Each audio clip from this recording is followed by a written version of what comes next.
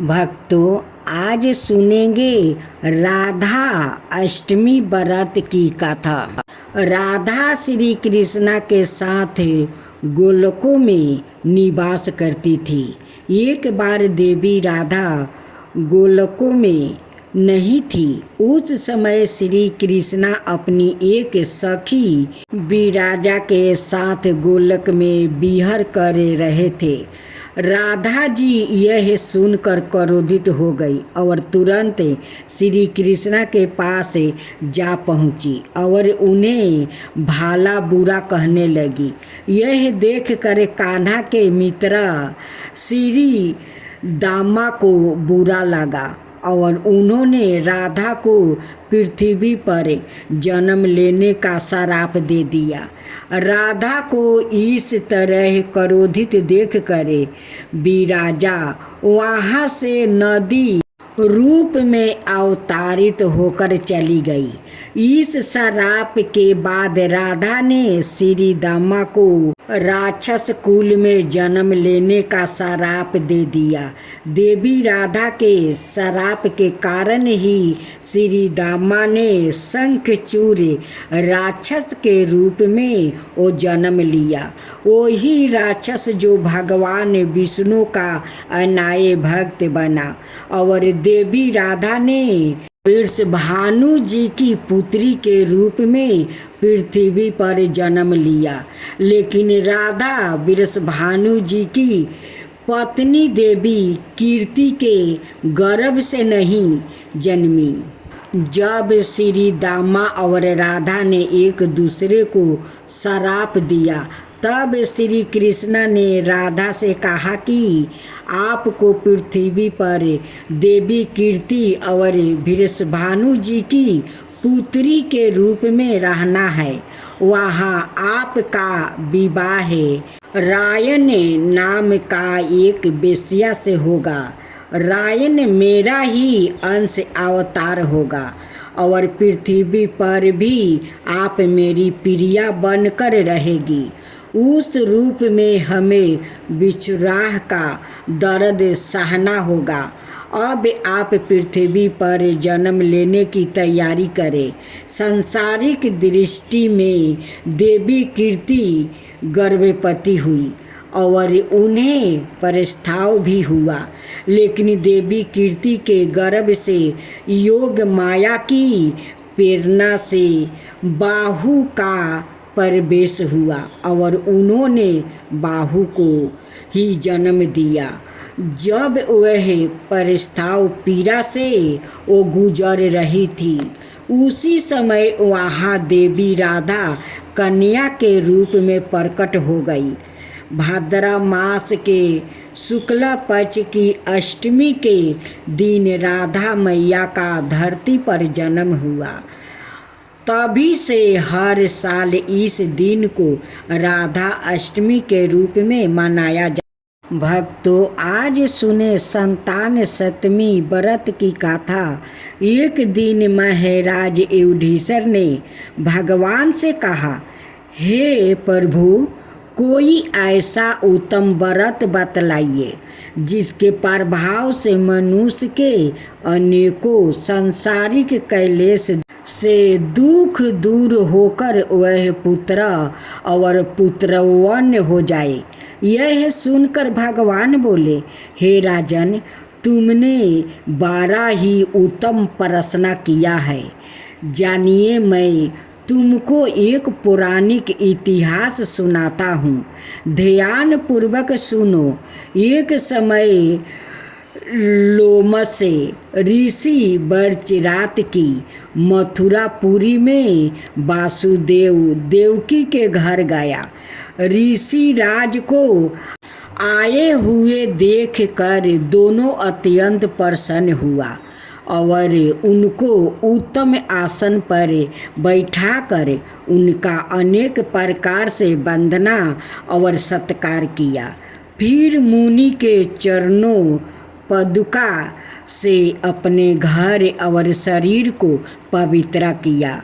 वह प्रसन्न होकर उनको गाथा सुनाने लगे। गाथा के कहते लोमस ने कहा कि हे देवकी, दुष्ट दुराचारी पापी कंस ने तुम्हारे कई पुत्र मार डाले हैं, जिसके कारण तुम्हारा मन अत्यंत दुखी है। इसी प्रकार राजा नहुस की पत्नी चंद्रमुखी भी दुखी और रहा करती थी, किंतु उसने संतान सप्तमी का व्रत विधि विधान सहित किया, जिसके प्रताप से उनको संतान का सुख प्राप्ति हुआ। यह सुनकर देवकी ने हाथ जोड़कर मुनि से कहा, हे ऋषि राज, कृपा करके रानी चंद्रमुखी का संपूर्ण वृत्तांत और इस व्रत को विस्तार सहित मुझे बतलाइए, जिससे मैं भी इस दुख से छुटकारा पाऊं। लोमस ऋषि ने कहा, हे देवकी, अयोध्या के राजा नहुस थे। उनकी पत्नी चंद्रमुखी अत्यंत सुंदर थी। उनके नगर में विष्णुगुप्त नाम का एक ब्राह्मण रहता था। उसकी स्त्री का नाम भद्रमुखी था। वह भी अत्यंत रूपवती सुंदरी थी। रानी और ब्राह्मणी में अत्यंत प्रेम था। एक दिन वो दोनों सरजुग नदी में स्नान करने के लिए गई। वहाँ उन्होंने देखा कि अत्यंत बहुत सी स्त्रियाँ सरजुग नदी में स्नान करके निर्मल वस्त्र पहन कर एक मंडप में शंकर और पार्वती की मूर्ति स्थापित करके पूजा कर रही थी। रानी और ब्राह्मणी ने यह देखकर उन स्त्रियों से पूछा कि बहनों, तुम यह किस देवता का और किस कारण से पूजा व्रत आदि कर रही हो? यह सुन स्त्रियों ने कहा कि हम संतान सप्तमी का व्रत कर रही हूँ और हमने शिव पार्वती का पूजन चंदन अक्षत आदि से सोपचार विधि से किया है। यह सब इसी पुनीत व्रत का विधान है। यह सुनकर रानी और ब्राह्मणी ने भी इस व्रत के करने का मन ही मन संकल्प किया और घर वापस लौट आई। ब्राह्मणी तो इस व्रत को नियम पूर्वक करती रही, किंतु रानी चंद्रमुखी राजपद के कारण कभी इस व्रत को करती, कभी ना करती, कभी भूल हो जाती। कुछ समय बाद दोनों मर गई। दूसरे जन्म में रानी बंदरिया और ब्राह्मणी ने मुर्गी की योनि पाई। ब्राह्मणी मुर्गी की योनि में भी कुछ नहीं भूली और भगवान शंकर और पार्वती जी का ध्यान करती रही। उधर रानी बंदरिया की योनि में भी सब कुछ भूल गई। थोड़े समय के बाद दोनों ने यह देह त्याग दी। अब इनका तीसरा जन्म मनुष्य योनि में हुआ। उस ब्राह्मणी ने एक ब्राह्मणी के यहाँ कन्या के रूप में जन्म लिया। उस ब्राह्मण कन्या का नाम पुष्पन देवी रखा गया और विवाह गौकुल निवासी अग्निशील ब्राह्मण से करवा दिया। भूषण देवी इतनी सुंदर थी कि वह आभूषण रहित होते हुए भी अत्यंत सुंदर लगती थी। कामदेव की पत्नी रति भी उसके सम्मुख ला जाती थी। भूषण देवी के अत्यंत सुंदर सबर गुणों संपन्न चंद्रमा के समान धर्मवीर कर्मनिष्ठा सुशील स्वभाव वाले 8 पुत्र उत्पन्न हुआ। यह सब शिव जी के व्रत का पुनीत फल था। दूसरी ओर शिव विमुख रानी के गर्भ से कोई भी पुत्र नहीं हुआ। वह निसंतान दुखी रहने लगी। रानी और ब्राह्मणी में जो प्रीति पहले जन्म में थी वह अब भी बनी रही। रानी जब वृद्धा अवस्था को प्राप्ति होने लगी तब उसके गूंगा और बहरा और बुद्धिहीन अल्पयाहु वाला पुत्र हुआ। वह 9 बरस की आयु में इस क्षण भंगुर संसार को छोड़कर चला गया। अब तो रानी पुत्र शोक में अत्यंत दुखी होकर व्याकुल रहने लगी।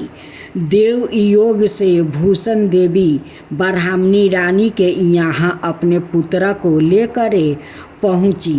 रानी का हाल सुनकर उसे भी बहुत दुख हुआ, किंतु इसमें किसी का क्या बस। कर्म और प्रबंध के लिखे को सवाए बर्मा भी मिटा नहीं सकते। रानी कर्म च्युत भी थी, इसी कारण उसे दुख भोगना पड़ा। इधर रानी पंडिताइन के इस बेभाव और 8 पुत्र को देखकर उससे मन में ईर्ष्या करने लगी और उसके मन में पाप उत्पन्न हुआ। उस ब्राह्मणी ने रानी का संताप दूर करके नियमित अपने 8 पुत्र रानी के पास छोड़ दिया। रानी ने पाप के वशीभूति होकर उन ब्राह्मणी पुत्र की हत्या करने के वो विचार से लड्डू में विष जहर मिलाकर उनको खिला दिया, परंतु भगवान शंकर की कृपा से एक भी बालक की मृत्यु नहीं हुआ। यह देखकर रानी अत्यंत ही आश्चर्यचकित हो गई और इस रहस्य का पता लगाने की मन में ठान ली। भगवान की पूजा से निवृत्त होकर जब भूषण देवी आई तो रानी ने उससे कहा कि मैंने तेरे पुत्र को मारने के लिए इनको जहर मिलाकर लड्डू खिला दिया था, किंतु इनमें से एक भी नहीं मारा। तूने कौन सा दान पुण्य व्रत किया है जिसके कारण तेरे यह पुत्र नहीं मरे और तू नित्य नए सुख भोग रही है? तेरा बड़ा सौभाग्य है। इनका भेद तू मुझसे निश्चय कपट होकर समझा। मैं तेरी बड़ी ऋणी रहूँगी। रानी के ऐसे दीन वचन सुनकर भूषण ब्राह्मणी कहने लगी, सुनो, तुमको 3 जन्म का हाल कहती हूँ, सो ध्यान पूर्वक सुनना। पहले जन्म में तू राजा नहुस की पत्नी थी और तुम्हारा नाम चंद्रमुखी था। मेरा भद्रमुखी था और ब्राह्मणी थी। हम तुम अयोध्या में रहते थे और मेरी तुम्हारी बड़ी प्रीति थी। एक दिन हम तुम दोनों सरजुग नदी में स्नान करने गई और दूसरी स्त्रियों को संतान सप्तमी का उपवास शिव जी का पूजन अर्चना करते हुए देखकर हमने इस उत्तम व्रत को करने की प्रतिज्ञा की थी, किंतु तुम सब भूल गई और झूठ बोलने का दोष तुमको लगा, जिसे तू आज भी भोग रही है। मैंने इस व्रत को आचार विचार सहित नियमों पूर्वक सदाए किया है और आज भी करती हूँ। दूसरे जन्म में तुमने बंदरिया का जन्म लिया था और मुझे मुर्गी की योनि मिली थी। भगवान शंकर की कृपा से इस व्रत के प्रभाव और भगवान को इस जन्म में भी ना भूली और निरंतर उस व्रत को नियम अनुसार करती रही। तुम अपने बंदरिया के जन्म में भी भूल गई थी। मैं तो समझती थी कि तुम्हारे ऊपर यह तो भारी संकट है, उसका एक मात्रा यही कारण है और दूसरा कोई इसका कारण नहीं हो सकता है। इसलिए मैं तो कहती हूँ कि आप अब भी संतान सप्तमी व्रत को विधि सहित करिए, जिससे तुम्हारा यह संकट दूर हो जाए। लोमस ऋषि ने कहा, देवकी, भूषण ब्राह्मणी के मुख से अपने पूर्व जन्म की गाथा और संकल्प इत्यादि सुनकर रानी को पुरानी बातें याद आ गई और पछताप करने लगी और भूषण ब्राह्मणी के चरणों में पकड़ कर क्षमा प्रार्थना करने लगी और भगवान शंकर पार्वती जी की अपार महिमा के गीत गाने लगी। उस दिन से रानी ने नियम अनुसार संतान सप्तमी का व्रत किया, जिसके प्रभाव से रानी को संतान सुख भी मिला और संपूर्ण सुख भोग कर रानी शिवलोक को गई। भगवान शंकर के व्रत का ऐसा प्रभाव है कि पथ भ्रष्ट मनुष्य भी अपने पथ पर अग्रसर हो जाता है और अत्यंत ऐश्वर्य भोग कर मोक्ष पाता है। लोमस ऋषि ने फिर कहा कि देवकी, इसलिए मैं तुमसे भी कहता हूँ कि तुम भी इस व्रत को करने का संकल्प अपने मन में करो, तो तुमको भी संतान सुख मिलेगा। इतनी कथा सुनकर देवकी हाथ जोड़कर लोमस ऋषि से वो पूछने लगी, हे ऋषि राज, मैं इस पुनीत उपवास को अवश्य करूँगी, किंतु आप इस कल्याणकारी और संतान सुख देने वाले उपवास का विधान, नियम, विधि आदि विस्तार से समझाइए। यह सुनकर ऋषि बोले, हे देवकी, यह पुनीत उपवास भादो के महीने में शुक्ल पक्ष की 10वीं के दिन किया जाता है।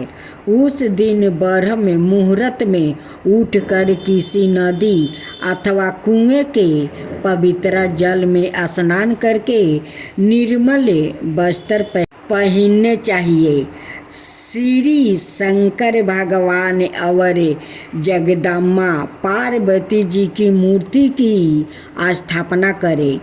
इन प्रतिमाओं के सम्मुख सोने चांदी के तारों का अथवा रेशम का एक गंढा बनवावे। उस गांठे में 7-8 लगनी चाहिए। इस गांठे को धूप दीप अष्ट गंध से पूजा करके अपने में बांधे और भगवान शंकर से अपनी कामना सफल होने की प्रार्थना करे।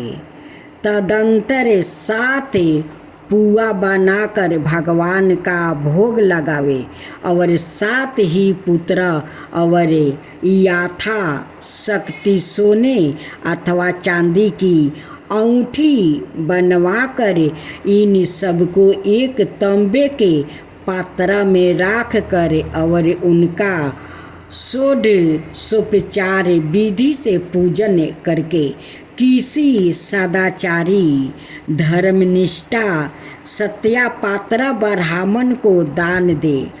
उसके परचत 7 पुआ सवाए प्रसाद के रूप में ग्रहण करे। इस प्रकार इस व्रत का पालन करना चाहिए। प्रतिमाला की शुक्ल पक्ष की 7वीं के दिन हे देवकी, इस व्रत को इस प्रकार नियम पूर्वक से समझते पाप नष्ट होते हैं और भाग्यशाली संतान उत्पन्न होती है और अंत में शिवलोक की प्राप्ति होती है। हे देवकी, मैंने तुमको संतान 7वीं का व्रत संपूर्ण विधान विस्तार सहित वर्णन किया है।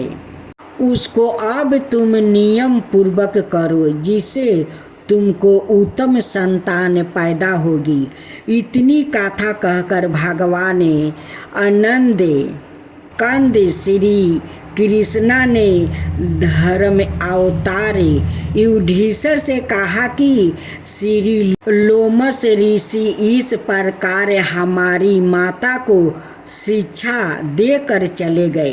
ऋषि के कथन अनुसार हमारी माता देवकी ने इस व्रत को नियम अनुसार किया है, जिसके प्रभाव से हमें उत्पन्न हुआ है। यह व्रत विशेष रूप से स्त्रियों के लिए कल्याणकारी है, परंतु पुरुषों को भी समान रूप से कल्याणदायक है। संतान सुख देने वाला, पापों का नाश करने वाला यह उत्तम व्रत है, जिसे सवाए भी करे और दूसरों से भी करवाए। नियम पूर्वक जो कोई इस व्रत को करता है और भगवान शंकर और पार्वती की सच्चे मन से आराधना करता है, निश्चय ही अमर पद करके अंत में शिवलोक को जाता है।